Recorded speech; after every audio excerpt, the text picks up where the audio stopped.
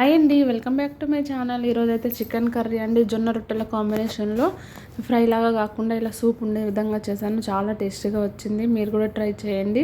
ఎవరైనా మన ఛానల్ని ఫస్ట్ టైం చూస్తున్నట్లయితే కనుక సబ్స్క్రైబ్ చేసి సపోర్ట్ చేయండి.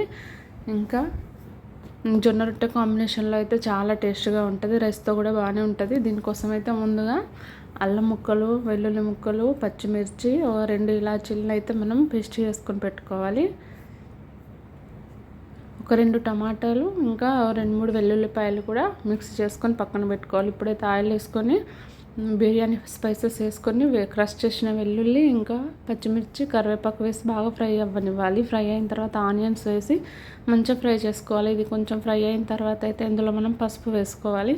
పసుపు బాగా కలిసిన తర్వాత మనం పేస్ట్ చేసుకున్నాం కదా అల్లం పచ్చిమిర్చి పేస్ట్, అదైతే వేసుకొని బాగా కలిపేసుకోవాలి. పచ్చివాసన పోయేంత వరకు కలిపేసుకొని బాగా ఫ్రై చేసాం కదా. ఇప్పుడైతే క్లీన్ చేసుకున్న చికెన్ అయితే అందులో వేసేయాలి. చికెన్ వేసి బాగా కలియబెట్టుకోవాలి, అంతా దానికి పట్టేటట్టుగా.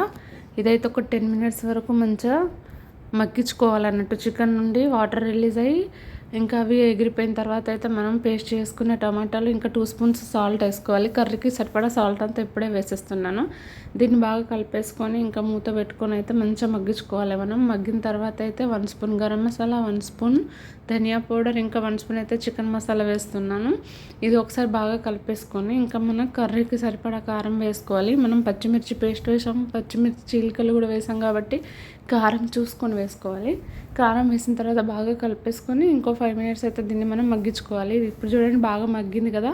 ఇప్పుడైతే ఇందులో నేను వేడి నీళ్ళు పోసుకుంటున్నాను. మన గ్రేవీని బట్టి వాటర్ పోసుకోవాలి. చికెన్ అయితే 80% ఉడికిపోయింది, ఇంకొంచెం ఉడికితే అయిపోతుంది కాబట్టి దాన్ని తగ్గట్టు వాటర్ పోసుకోవాలి. ఇది ఒకసారి బాగా కలిపేసుకొని ఇంకా లాస్ట్లో అయితే కొంచెం గరం మసాలా, కొంచెం ధనియా పౌడర్ వేసి కొత్తిమీర ఉంటే ఇప్పుడు వేసుకోవచ్చు. మీకు నచ్చితే like, share, subscribe. Thank you for watching.